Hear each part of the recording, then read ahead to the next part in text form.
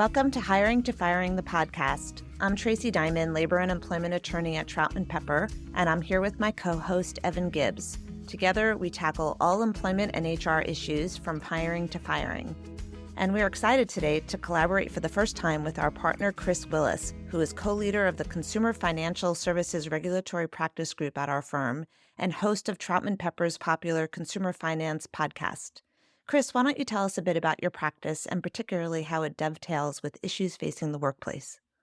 Thanks, Tracey, and thanks to both you and Evan for having me on the podcast today. I really appreciate the opportunity to do this with you. Just to give the listeners a little bit of background, as you said, I co-lead our Consumer Financial Services Regulatory Practice, and what that means is representing industry participants who are involved in consumer finance. So making loans or collecting loans or doing consumer reporting or money transmission for consumers, things like that. And those companies are subject to a very, very large array of federal and state consumer protection laws, which are enforced by a series of federal and state regulators. So we assist clients in giving them advice about how to comply with those laws and still stay in business, but also represent them when they have encounters, let's say, on varying degrees of friendliness with the regulators that enforce those laws.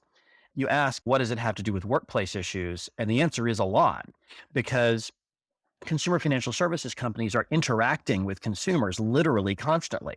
They're having millions of customer service and collection phone calls and other communications a day, and interacting with consumers in a variety of other ways, both online, on the phone, et cetera.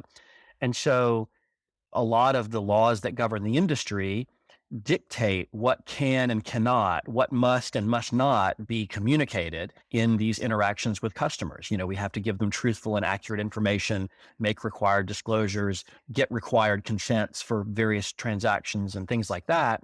And so the behavior and performance of individual employees in interacting with consumers, either directly or making decisions that affect consumers, is of paramount importance to the financial services industry.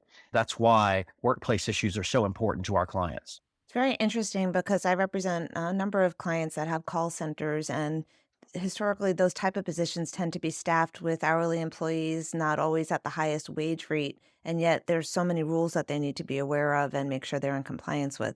That's right. And when you see call centers, at least in the financial services industry, you see significant monitoring to make sure that they're following policy. So you'll have a combination of managers on the floor who are listening to them, frequent coaching sessions and huddles to make sure everybody's on the right page. You'll see listening to sample calls to make sure that they're following the right scripts and policies. And you'll even see the use of speech analytics technology to flag potential calls where something bad might have happened and correct it if necessary. I think that the idea of AI in this arena is probably worth an entire podcast all of its own. But let's talk a little bit today about the movie that we're going to talk about, which we always do in this podcast. Evan, you want to kick us off? Yeah, that's right. Today, we're going to talk about corporate theft, an issue that faces both consumer finance and labor employment attorneys.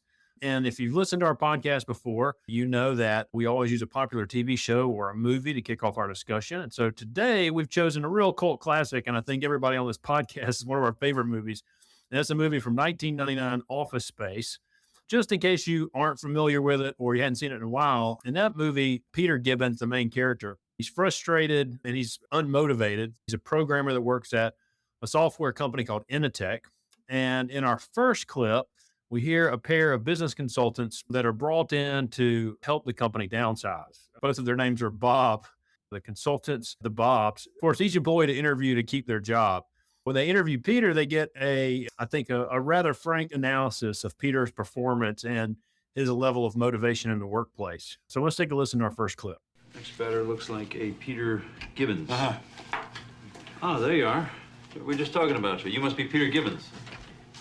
Terrific. I'm Bob Slidell. This is my associate, Bob Porter. Oh, hi, Bob.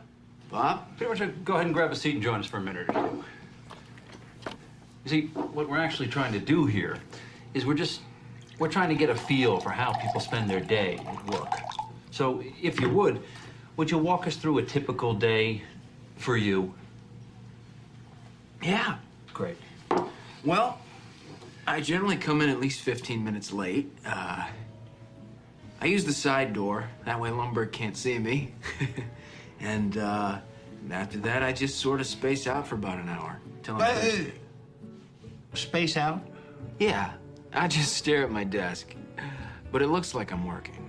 I do that for probably another hour after lunch, too. I'd say in a given week, I probably only do about 15 minutes of real, actual work. Peter, would you be a good sport and indulge us and just tell us a little more? Oh, yeah. Let me tell you something about TPS reports. TPS stands The thing is, Bob, it's not that I'm lazy. It's that I just don't care. Don't care? It's a problem of motivation, all right? Now, if I work and Initech ships a few extra units, I don't see another dime. So where's the motivation? And here's something else, Bob. I have 8 different bosses right now. I beg your pardon? 8 bosses. 8? 8, Bob. So that means that when I make a mistake, I have 8 different people coming by to tell me about it. That's my only real motivation, is not to be hassled. That and the fear of losing my job. But you know, Bob, that'll only make someone work just hard enough not to get fired. Would you bear with me for just a second, please? Okay. What if, and believe me, this is so hypothetical, but what if you were offered some kind of a stock option equity sharing program? Would that do anything for you? I don't know, I guess. Listen, I'm gonna go. It's been really nice talking to both of you guys. Absolutely. The pleasure's all on this side of the table, trust me. Good luck with your layoffs, all right? I hope your firings go really well. Excellent. Great. Way back when we first started this podcast, we did an episode on the movie Up in the Air where George Clooney's character would go from company to company downsizing people. And I thought about that a lot when I was watching our first clip because, this idea of bringing in consultants and forcing employees to interview for their job. But turning to the idea of motivation, what is the connection here? It may be kind of obvious, but what is the connection here between poorly motivated employees and corporate theft or fraud? I think it's when employees are less, invested in their jobs or in the companies that they work for.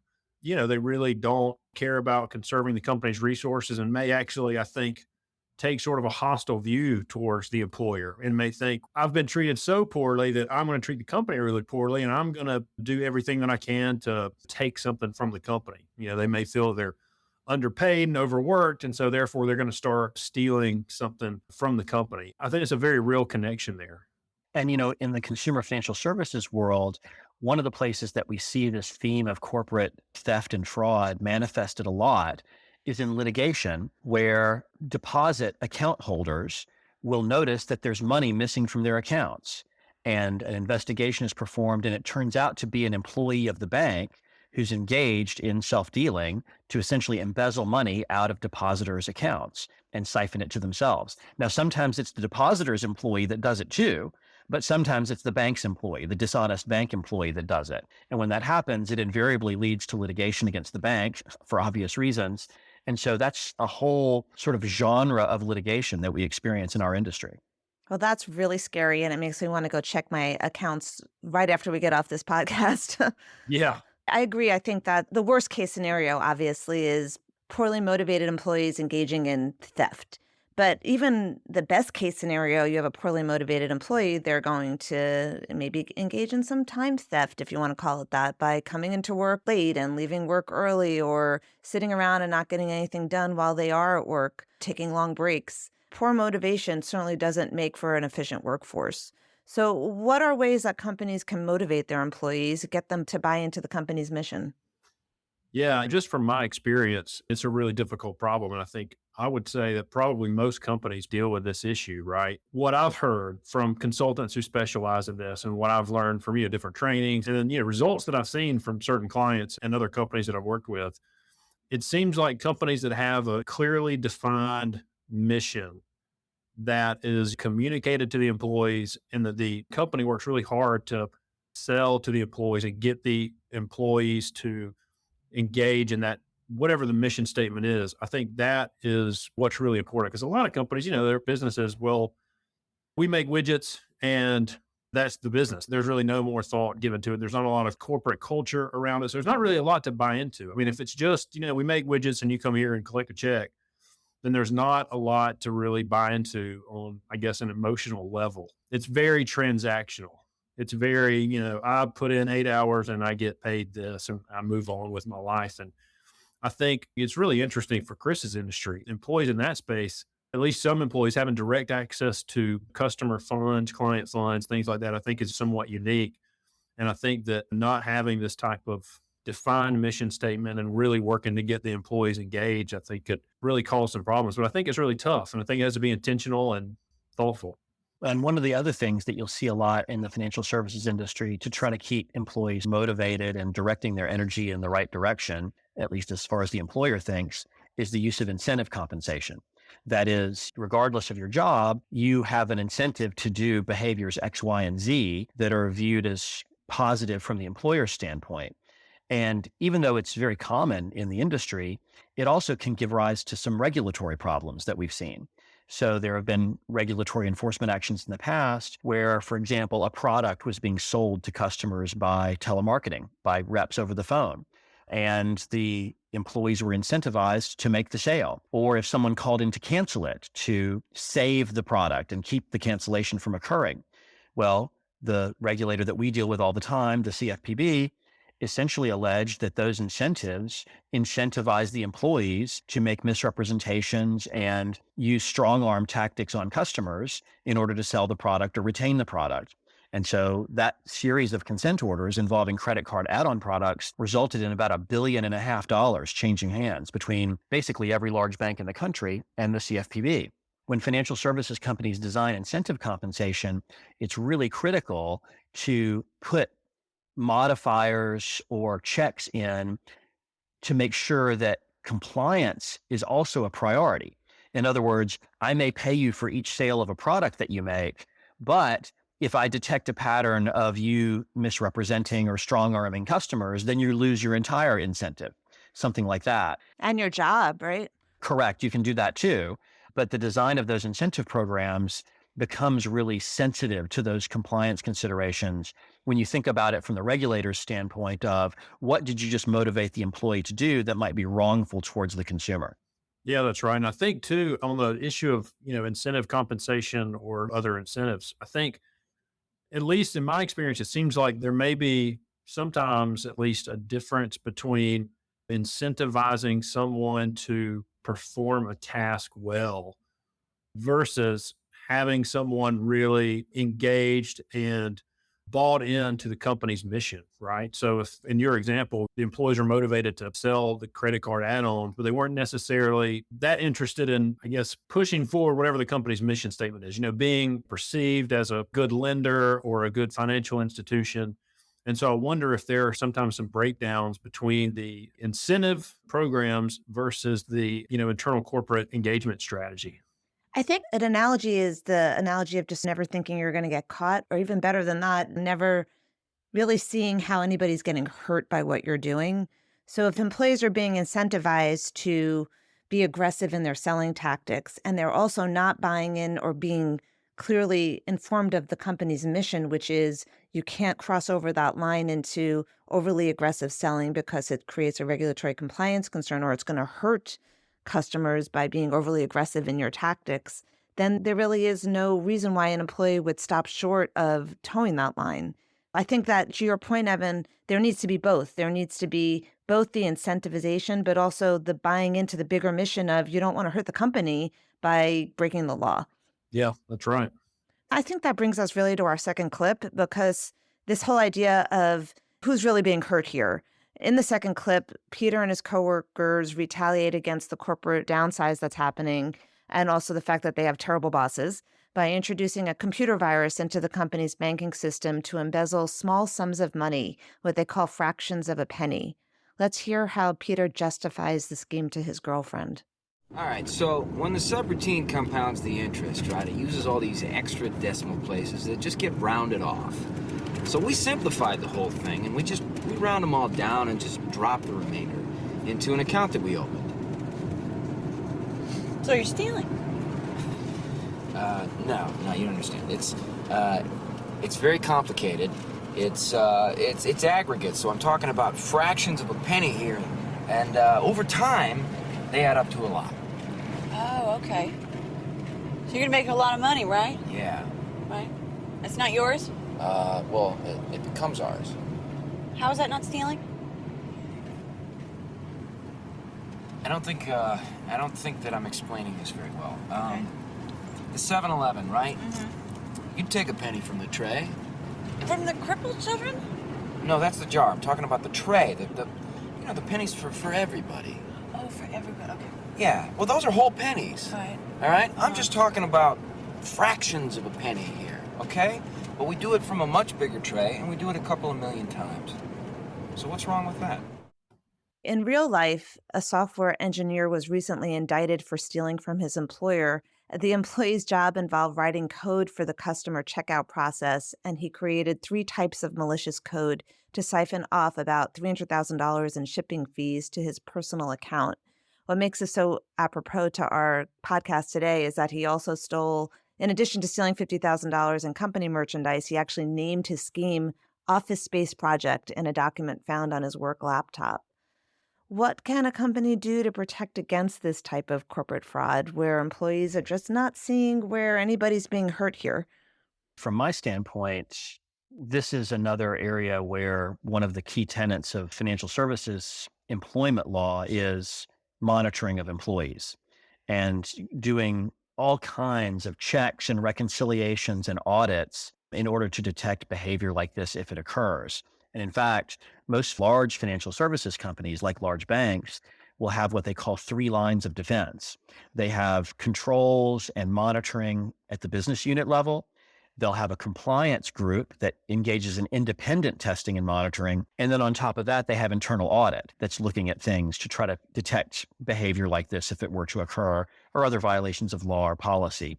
That complexity of the internal monitoring environment has been driven by demands of the federal regulators primarily, and it is very much a part of the workplace in a large financial services company today. I'd love to think that it would be difficult or impossible to get away with that in a sophisticated financial services company, and I'm glad that this one didn't involve like a bank or something like that. I know we don't want to get too much into the AI space because it's such a big topic, but I'm just curious, Chris, from your perspective, have you seen AI to be helpful in being able to detect that type of fraud more quickly? Or is it actually a hindrance because maybe employees can use AI to commit the fraud in the first place? Interestingly, we have not seen AI in that use case within financial services companies. But we just recorded recently an episode of the Consumer Finance Podcast where we had someone on to talk about the use of AI for call monitoring. That is, for monitoring the telephone conversations between customer service or collection representatives and customers.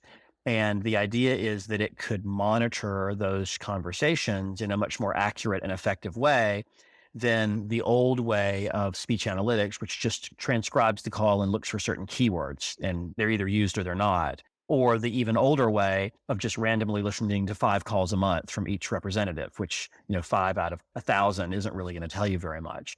So we do see AI peeking its head into that type of employee monitoring. But with regard to things like financial reconciliations or things like that, no, I have not seen that yet. It'd be interesting to see what happens as AI continues to sort of take everybody by storm. Yeah, exactly. And a lot of the large financial institutions have made public announcements that they're exploring the use of that technology throughout their operations. So all these levels of regulation are sticks. Employees better be careful because there's all these different layers of potential ways to get caught. But how do you get employees to be ethical in the first place and not commit the fraud because they think it's the wrong thing to do? Part of that involves background screening and monitoring, and also incentive compensation to incentivize them to do what's the correct ethical thing. And training, right? Right. Making sure that employees are properly trained on the do's and don'ts of their jobs, as well as to what we talked about before about buying into the company's mission in the first place. Yeah, a lot of the rules may seem kind of pedantic at times, and employees may have a hard time relating to, like, why do I have to do this? Why is it important? And you see that in office space too. So you remember one of the major complaints of the employees is they have a new cover page for the TPS reports. And it seems totally arbitrary and meaningless to them that they have to do this, but yet they're forced to do it. Whereas I think for the regulatory requirements that we deal with in the financial services industry, there's always an explanation behind why we have to do what we're supposed to do. Not just where we have to, but we have to because this protects consumers in this way, or it does what the regulators think is important. So providing that explanation, I think, in that context is an important part of compliance training within the industry. I think the why is critical to get employees to buy into the mission. So not just do it because we told you to do it, but this is why we need you to do it, why it's so important. I want to turn back to this concept of corporate downsizing, that whole idea of consultants coming in and having employees interview for their jobs. In real life, Evan, maybe you can weigh in here. What are the do's and don'ts with regard to corporate downsizing to keep those who do remain with the company after the layoffs are over motivated and bought into the mission of the company? I think that's really difficult. If you've had one round of corporate downsizing, I mean, maybe it's a situation where, it's kind of like, in the legal industry, there was like a real overhiring. Some firms, overhired, and there's been some course corrections. You kind of wonder, is everybody now afraid of losing their job? We saw this so much back in 2008, 2010. And the answer is, I don't know how you keep employees motivated, when you're going through rifts. I don't know how you keep people not afraid of losing their job, and you can give different assurances. But I think it just really depends on the specific situation. And if the company, I think, maybe feels like they're going to do only one round of layoffs and they feel really certain about that, I think they could assure employees or the remaining employees, hey, look, this was truly a one-time thing. We're not doing it anymore. It was only because of X, Y, and Z. Clearly communicating the reasons for the layoff and the reason that no more are going to occur. If that's the case, that is really critical. And I think that would, likely help keep people at least a little bit less fearful, maybe. You hit on a couple of really important points there. One is, to the extent it's possible from a business perspective to have the layoff all happen at once, so it's one and done or just a few and done, rather than death by 1,000 cuts, will keep those who are still with the company more secure in their jobs. And then again, going to that idea of the why, that seems to be our theme here, to be as transparent as possible with the employees that are remaining as to the reason why the downsizing had to happen and what the company's plans are going forward, so that employees feel that they understand, even though it was bad news, they understand, and that they can move forward and put this behind them. In the film, one of the issues that seemed to be central to the employees' frustration was the fact that the reason for the RIF was to raise the company's stock a fraction of a point. Lots of fractions going on in that movie. Should employees be told the reason for a company RIF, and what's the best way to convey this message? I can tell you, I don't think I'd recommend having the Bobs come in and interview every single employee. You're just watching that in the movie. It's so demoralizing. Terrible. I've never heard of a company doing that before. I hope they don't. I think there are much better ways to handle that, just in my opinion. But that was pretty bad. And yeah, look, it's hard if the reason really is something that's very cut and dry. We're laying off people just to raise the stock price or prepare for, an acquisition or something like that. You can tell employees that, and I think that's going to be a real demotivator in those cases. But ultimately, again, if the company's goal is to try and retain the people who are staying, then it's probably, even if it's for a reason they're not going to agree with, it's probably better to just be upfront with them so they at least know that, hey, you're at least being honest with me. And here's the reason that other people are being laid off, so they can at least understand. Because I think if you give them some flimsy excuse, maybe that would, to me, do more harm than just being upfront with them. Yeah, I think that's true for the employees that are being let go too. If they're at least given an understanding of why, it may be less likely that they're going to sue and more likely that they'll accept whatever package is given to them because they understand that this was a business reason and it had nothing to do with them. If you can get those employees to buy into the mission of why they're losing their jobs, you certainly are better off, although that may be a difficult task to do. It also seems to me there could be significant danger if the company is making cuts at the staff level and there's a perception among those who remain that the pain isn't being shared among the executives in terms of like, oh, we just laid off 5% of our workforce, but management got a giant raise. That's the kind of scenario that I think probably is likely to maximize the kind of resentment that we're talking about trying to avoid. Absolutely. And unfortunately, something we see time and again, right? What did you both notice about the workplace and office space that never should be emulated? And what can companies learn from this iconic movie? Well, don't be a Lundberg, for sure.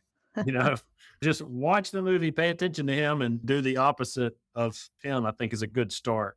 There's so many things. There's the arbitrary rules like the cover pages on the TPS reports. There's the sort of last minute disruptive requests from Lumberg of like, oh, I'm going to go ahead and need you to come in and work this whole weekend. Okay. That failure to set expectations with employees and then springing unpleasant things on them at the last second is sort of a basic violation of principles of human psychology and motivation. Those are a couple of things I noticed. Even his tone, right? If you have to convey information about how, I need you to work this weekend, the tone in which he did it was very arrogant and very unempathetic to the employees as individuals and not just part of the machinery. Right. And notice, of course, he was driving a Porsche as well in the movie, if I recall correctly. Yeah, that's right. Consistent behavior here. So in terms of what makes a good manager, I think that's what it comes down to. Obviously not him, but some thoughts I had was not micromanaging, giving employees the autonomy to get the job done without constantly looking over their shoulder the way Lombard did, communicating a clear vision, building on a good company culture, encouraging your employees to take risks within bounds, right? But giving employees the ability to fail without, again, sort of within a rubric of we're going to try new things and you shouldn't be afraid to try those new things. But when there are problems, addressing them quickly and directly, and ultimately it really comes down to dignity. If you treat your employees with dignity and you give them clear communication as to what you're trying to accomplish, you're going to have employees that are much more motivated and willing to do the work that needs to be done.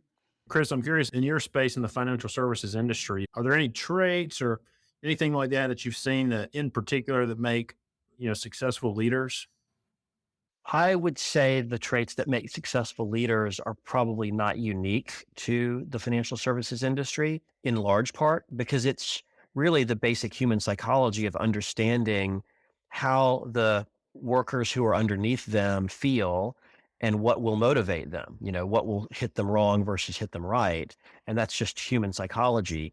But I think the other thing is for operational leaders in the financial services industry, they have to possess a very high degree of knowledge of the regulatory environment that the company works in so that they know not to stray into certain areas. They know from experience, if we do this, we may get in trouble. And so they have to be, I would say, more aware of the regulatory constraints facing the company and more cautious about pushing the envelope there than might be the case for successful leaders in companies in a less regulated area.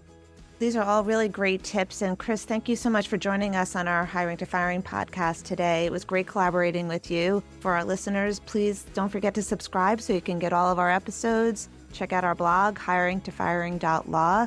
And thanks again for listening. Copyright Troutman, Pepper, Hamilton, Sanders, LLP. These recorded materials are designed for educational purposes only. This podcast is not legal advice and does not create an attorney-client relationship. The views and opinions expressed in this podcast are solely those of the individual participants. Troutman Pepper does not make any representations or warranties, express or implied, regarding the contents of this podcast. Information on previous case results does not guarantee a similar future result. Users of this podcast may save and use the podcast only for personal or other non-commercial educational purposes. No other use, including, without limitation, reproduction, retransmission, or editing of this podcast may be made without the prior written permission of Troutman Pepper. If you have any questions, please contact us at troutman.com.